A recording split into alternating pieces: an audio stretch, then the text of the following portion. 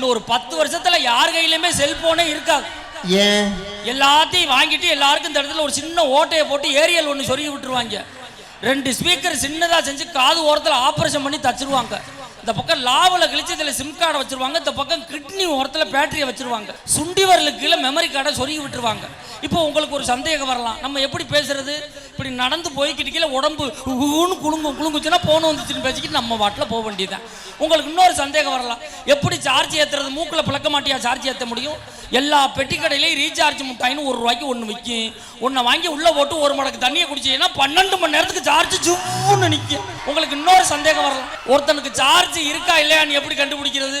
கண்ணு பழுத்து சிவப்பா இருந்துச்சுன்னா அவனுக்கு ஃபுல்லா சார்ஜ் இருக்குன்னு அர்த்தம். லைட்டா மஞ்சளா மங்கிக்கிட்டே வந்துச்சுன்னா ஐயாவுக்கு சார்ஜ் இறங்கிக்கிட்டு இருக்குன்னு அர்த்தம். பஸ் ஸ்டாண்ட் ஓரமா சுணக்கமா உட்காந்துட்டாருன்னா ஐயா சுவிட்ச் ஆஃப் ஆயிட்டாருன்னு அர்த்தம். அப்புறம் அவர் வாயில ஒரு மாத்திரையை போட்டு 1 மடக்கு தண்ணியை குடிச்சா தான் மனுஷன் எந்திரிச்சு நிற்பான்.